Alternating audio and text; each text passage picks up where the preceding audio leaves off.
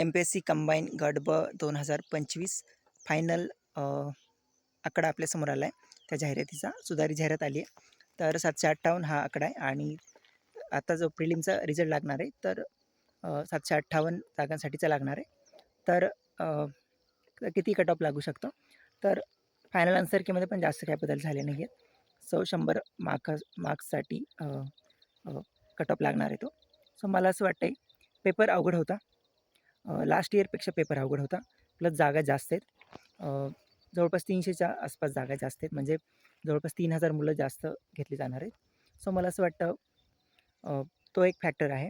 So overall paper जास्त tough होता, तो एक जास्त महत्त्वाचा आहे फॅक्टर आणि त्यामुळं कट ऑफ कमीच येणार आहे असं मला वाटतं. सो 50च्या जरी थोडंफार खाली आला ना कट ऑफ तरी पण मला आश्चर्य वाटणार नाही आहे. अर्थात मी म्हणत नाही की त्याच्या खाली येईलच, पण शक्यता आहेच. म्हणजे ज्याला पण 49-50 किंवा जर तुम्हाला पण वाटत असेल की थोडं अजून खाली येऊ शकतं, थोडा जरी चान्स आहे तर तुम्ही मेन्ससाठी केलं पाहिजे. प्रिलिमला अजून टाईम आहे, तर मला असं वाटतं जर तुम्हाला तिथं अभ्यास आहे तुमचा तिथपर्यंत तर तुम्ही नंतर प्रिलिमला अभ्यास करू शकता. आणि तसंही काही कॉमन आहेत टॉपिक्स जे प्रिलिमला पण आहेत आणि मेन्सला पण आहेत, तर तेवढी पण काही अडचण नाही आहे. रिझल्टपर्यंत तुम्ही डेफिनेटली मेन्सचा अभ्यास करू शकताच, ज्याला पण वाटतं आहे त्याला. सो मला तर वाटतं की थोडाफार 50च्या पण खाली येण्याचा चान्स आहे. सो आणि राज्यसेवेचा रिझल्ट नंतर तर ती शक्यता जास्तच वाटते मला. कारण की राज्यसेवेला पण असंच चर्चा होती की खूप जास्त कट ऑफ लागेल, पण तेवढा कट ऑफ लागला नाही. सो गट कला पण जागा खूप जास्त वाढल्या. पेपर थोडासा सोपा होता. गट ब पेक्षा सोपा होता पेपर.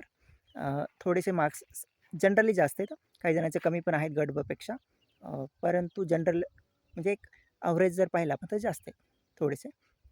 तर मला असं वाटतं की त्यामुळं थोडंसं कट ऑफ जास्त जाईल असं वाटलं होतं. पण जागा खूप जास्त आहेत. 1500च्या आसपास जागा येऊ शकतात आणि अजून जर वाढल्यास आता फायनल जाहिरात येईलच त्याची सुधारित, तर तेव्हा अजून जास्त आयडिया येईल. पण तरी पण मला असं वाटतं की 50च्या आसपास तो पण कट ऑफ येऊ शकतो. तो म्हणजे दोन्हीला पण 50च्या वर जर असतील तर तुम्हाला खूप जास्त चान्स आहे आणि त्याच्या काठावर म्हणजे 49-48 असतील तरी पण एक आउटसाईड चान्स तर डेफिनेटली आहे, असं तरी मला वाटतं. बाकी अर्थात तुमचा पण अभ्यास आहे आणि तर तुम्हाला पण एक वाटतच असतं की कुठं होऊ शकतं, कुठं चान्स आहे आणि अर्थात आता ते तुम्ही ठरवायचं जास्त म्हणजे जास्त शक्यता कुठवर लागू शकतो ते प्रत्येकानं एक अंदाज येऊ शकतोच आणि तुमचं जास्त महत्त्वाचं डिसिजन ठरणार आहे की आणि अर्थात तुम्हाला एवढे मार्क्स येतात तर डेफिनेटली तुमच्यात क्षमता आहे आणि तुम्हाला पण समजतेच, तर त्यानुसार तुम्ही ठरवायचं आहे. मला तरी असं वाटतं की 50च्या आसपास ज्याला पण आहे 100% चान्स आहे. खूप जास्त लागणार नाही. दोन्हीपैकी एका एक्झामला कुठल्या जरी 50च्या अराउंड किंवा 50+ असतील तर 100% चान्स आहे. सो राहिली गोष्ट चेंज व्हायची तर मला वाटतं कंबाईन गट क ला 1-2 प्रश्न चेंज होतील असं वाटलं होतं. परंतु जे चेंज झालेत त्यामध्ये चेंज होईल असं मला तरी वाटलं नव्हतं. पण ओव्हरऑल हां, नदीवाला क्वेश्चन वाटलं होतं की चेंज होईल, कॅन्सल होईल आणि तो झाला कॅन्सल. सो ओव्हरऑल मला असं वाटतं की एखाद्या मार्कानं ॲव्हरेज जर पाहिलं तर काही जणांचे डेफिनेटली कॅन्सल झालेत, अनेकांचे असे पण आहेत की तिन्ही प्रश्न अगेन्स्ट केलेत. सो 3-3 मार्क्सचा ते तोटा झाला काही जणांना आणि काही जणांना 2, 2.25 किंवा 2.5 असं म्हणजे मार्क्सचा फायदा झाला पण आहे. पण ते संख्या कमी आहे. ओव्हरऑल पाहिलं तर एखाद्या मार्काचा फायदा किंवा तोटा झाला आहे. मला 0.25 मार्काचा फायदा झाला आहे. सो एक प्रश्न माझा चेंज झाला, तो माझा बरोबर होता आणि दुसरा होता तो माझा म्हणजे एक प्रश्न दोन्ही प्रश्न जे चेंज झाले ते एक आधी बरोबर होता तो चुकला आणि जो चुकला होता तो बरोबर आला. सो ते न्यूट्रल झालं आणि एक प्रश्न माझ्या तो जो कॅन्सल झाला होता ना त्यांचा, तो प्रश्न चुकला होता. तर तिथे मला 0.25 भेटले. सो तिथे मला 0.25 वाढले.